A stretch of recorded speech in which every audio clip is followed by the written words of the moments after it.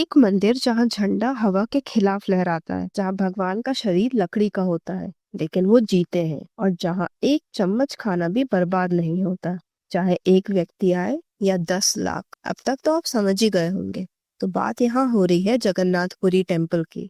But wait, these are just the stories you have heard before. आज हम बात करेंगे उन राज की जो सरकारी बुक्स या टूरिस्ट गाइड्स में नहीं लिखे गए हैं। पुरी का जगन्नाथ टेम्पल 1000 साल से भी ज्यादा पुराना है। बट क्या आप जानते हैं इसका एक्चुअल ओरिजिन सतयुग से जुड़ा हुआ है? लेजेंड कहते हैं कि एक बार दरु ब्रह्मा, एक दिव्य लकड़ी का टुकड़ा, समुद्र से तट पर आया था। भगवान विष्णु ने स्वयं राजा इंद्रद्युम्न को सपने में दर्शन दिए और बोला, इस दरु से मेरा रूप बनाओ। But here's the rare twist, वो मूर्ति इंसान नहीं बना सकता था। राजा जी ने भगवान विश्वकर्मा से रिक्वेस्ट करी। भगवान विश्वकर्मा ने एक शर्त रखी कि मैं मूर्ति बना दूंगा, लेकिन काम पूरा होने तक कोई दरवाजा नहीं खोलेगा।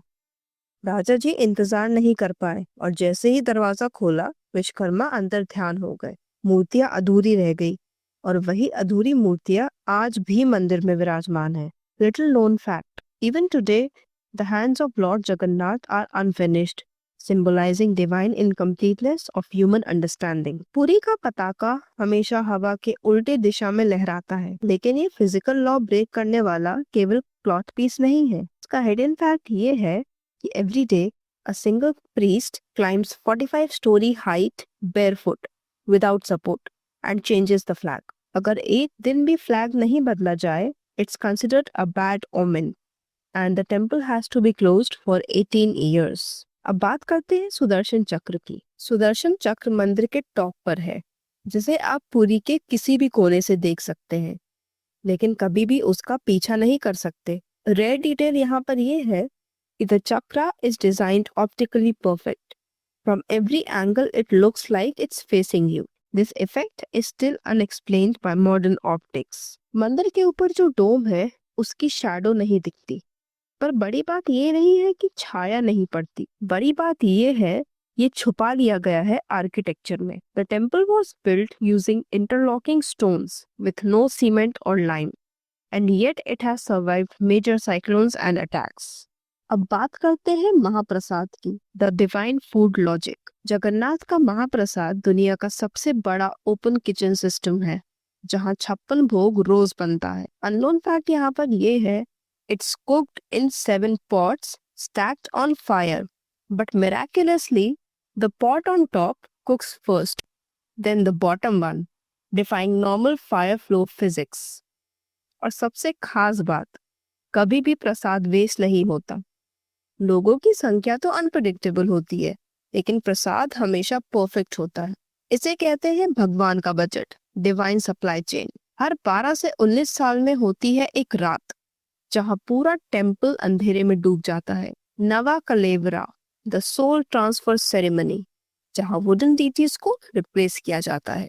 रेयर फैक्ट ये है कि inside the core of the deity is the ब्रह्म पदार्थ, भगवान कृष्ण का हृदय, a divine matter believed to be brought directly from heaven. मंदिर के प्रीस्ट मानते हैं जब द्वारिका डूबी थी तब श्री कृष्ण का हृदय जीवित रह गया था, और वही डिवाइन एनर्जी अब भी जगन्नाथ के आइडल के अंदर धड़कती है। Only one blindfolded priest is allowed to transfer it. अगर उन्होंने गलती से भी आंखें खोल दी तो he will die instantly as per the tradition. अब तक कई लोग इसे क्वांटम एनर्जी कोर या एलियन रेलिक भी कह चुके हैं, बट ट्रूथ किसी को नहीं पता। जगन्नाथ ही एक ऐसे देवता हैं जो हर साल मंदिर के अंदर से बाहर आते हैं रथ यात्रा में। रेयर रिचुअल ये है, the chariots construction begins on a specific tree chosen not by science but by dreams seen by the temple carpenter who follows a spiritual instinct passed down generations। इतनी बड़ी यात्रा में कभी भी चैरियट का wheel break नहीं होता, रोप नहीं छूटती।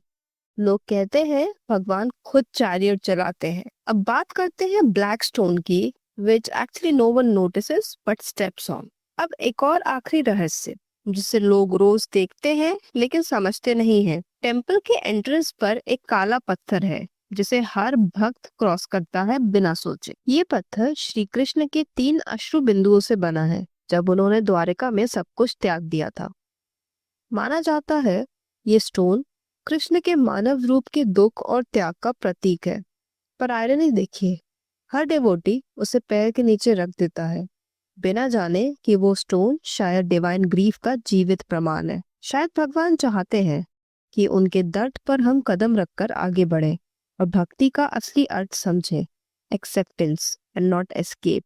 जगन्नाथ टेम्पल सिर्फ एक धार्मिक स्थल नहीं है, ये एक कॉस्मिक कोड है, एक स्पिरिचुअल इंजन जो शायद दुनिया के लॉस के बियॉन्ड ऑपरेट करता है। यहाँ पर हर चीज सिंबॉलिक है, अधूरी मूर्ति, उल्टी हवा, छाया का ना होना और अंदर का एनर्जी कोर, सब कुछ कुछ और ही कह रहा है। आपका क्या मानना है? क्या ये एडवांस आर्किटेक्चर था या सच में डिवाइन मैजिक? अपना पर्सपेक्टिव कमेंट जरूर करें एंड इनसाइक्लोपीडिया को सब्सक्राइब करना और वीडियो को लाइक और शेयर करना बिल्कुल ना भूलें।